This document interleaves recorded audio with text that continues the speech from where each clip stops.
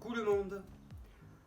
Eh bien, ça fait un moment que j'annonçais que j'allais vous faire des petites vidéos de partage comme ça pour vous expliquer certaines choses, des idées reçues qui sont pas forcément mauvaises mais qui sont pas forcément bonnes.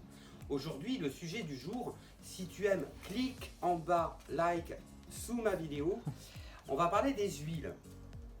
Des huiles dont sont très friandes les filles de cette île, notamment de l'huile coco, de l'huile de ricin, qui sont ni mauvaises, ni extra bonnes, ni l'une ni l'autre. Pourquoi?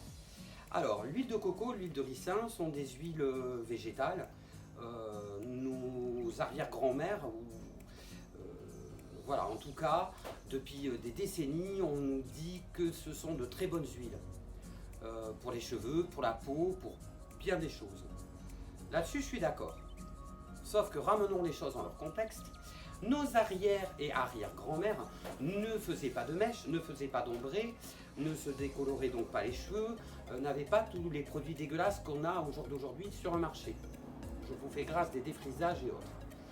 Donc le souci, c'est que ce ne sont pas des huiles forcément adaptées au jour d'aujourd'hui, aux besoins réels d'un cheveu abîmé, à proprement parler, et quelque chose de très facile à comprendre. Qui dit huile plus soleil et chaleur égale friture. Donc là où j'interviens et que je dis à toute ma clientèle que je suis contre ces huiles-là, c'est quand elles se mettent ça le matin, s'attachent les cheveux et partent comme ça vaquer à leurs occupations. Une huile n'est pas faite pour être exposée ni aux UV, encore moins à la chaleur, et voilà. Sinon, huile plus chaleur plus soleil égale friture.